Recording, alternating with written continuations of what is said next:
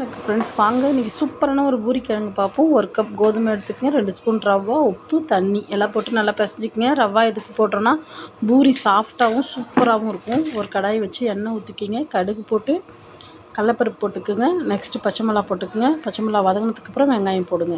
வெங்காயம் வதக்கி விட்டு கொஞ்சம் கருவேப்பிலை போட்டு நல்லா கிண்டி விடுங்க. ஒரே ஒரு தக்காளி போடுங்க. தக்காளி நிறையா போட்டுறாதீங்க, புளிப்பாயிடும், அப்புறம் சாப்பிட முடியாது. உப்பு மஞ்சத்தூள் போட்டு நல்லா வதக்கிக்கங்க. நம்ம வெவிச்சு வச்சுருக்க உருளைக்கிழங்கு எடுத்து நல்லா மேஷ் பண்ணி அதில் கலந்துக்கணும். கலந்து நல்லா வதக்கி விட்டுக்குங்க. வதக்கி விட்டு தண்ணி சும்மா ஒரு 1/2 டம்ளர் தண்ணி ஊற்றிக்கிங்க. ஊற்றி நான் 1.5 ஸ்பூன் கடல மாவு தண்ணியில் போட்டு கரைச்சி அதில் ஊற்றுறேன். ஏன்னா அப்போ தான் கொஞ்சம் திக்னஸாக இருக்கும். இது ஹோட்டல் ஸ்டைலில் இருக்கும், நல்லாவும் இருக்கும். கண்டிப்பாக அதை ட்ரை பண்ணுங்கள். பெருங்காய பொடி, கொத்தமல்லி போட்டு இறக்குனிங்கன்னா சூப்பரான பூரி கிழங்கு ரெடி ஆகிடும். வாங்க பூரி எப்படி பண்ணான்னு பார்ப்போம். ஒரு எண்ணெய் ஊற்றி நல்லா எண்ணெய் சூடானதுக்கப்புறம் நீங்கள் போடணும். லைட் சூடில் போட்டிங்கன்னா அப்பளம் மாதிரி ஆகிடும், பூரி மாதிரி அப்புறம் பொரியாது. ட்ரை பண்ணி பாருங்கள், சூப்பராக இருக்கும் கண்டிப்பாக.